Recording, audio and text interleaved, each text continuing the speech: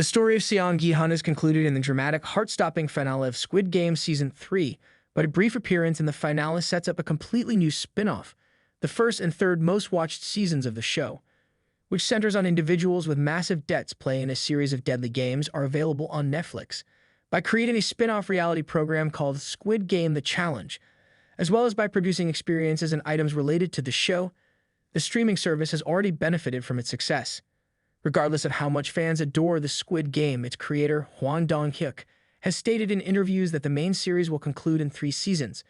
A story I wanted to tell came to a full closure at the end of Season 3, Hwang said in a December interview with Entertainment Weekly. Seong Gi-hun, the main character who won the tournament in Season 1, competes in a second iteration of the games in Season 3, which immediately follows the conclusion of Season 2. He and other players try to overthrow the game developers in the Season 2 finale, but the revolt is put down and nearly all of the rebels are slain. Lee Jong-jae's character Seong Gi-hun in the Squid Game series finale. Netflix. Gi-hun is left feeling resentful, furious, and forlorn after the game developers compel him continue to play in Season 3. Gi-hun is convinced to take care of Kim Jun-hee and the baby after she unexpectedly gives birth during one of the games.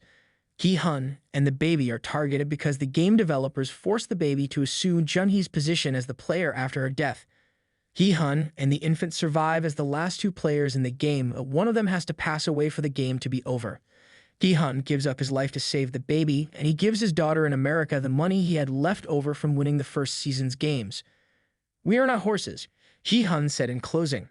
"Humans are what we are," referring to a remark made in Season 1 that the players are treated like horses, humans are.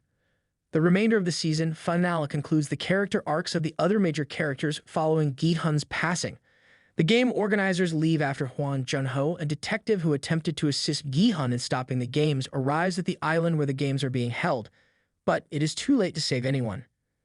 When Jun-ho confronts his brother In-ho, the game's boss, the brother leaves him with the infant.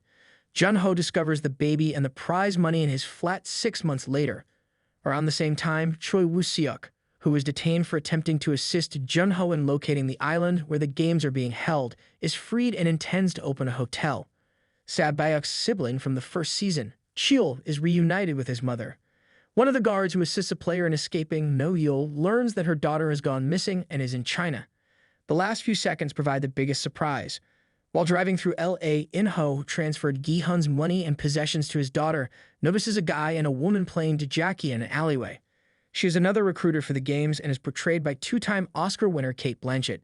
At the conclusion of Squid Game, Cate Blanchett appears as a new recruiter. The cameo might, on the one hand, hint at the show's continuation into a 4th season. It's more likely that Season 3 is hinting at an American spin-off of Squid Game, which might have a different showrunner, as it has been marketed as the last season. As early as 2023, there were rumors that David Fincher was developing Squid Game, and that Netflix was contemplating a U.S. adaptation. This has not been verified by the streaming service. A request for comment from Netflix was not immediately answered. In recent interviews with Metro and Entertainment Weekly, Hwang has also proposed further spin-off ideas that center on In-ho and his staff, including Captain Park, Oh Dal-soo, the recruiter, Gong-yu, and the 3 years that separate the games in Seasons 1 and 2.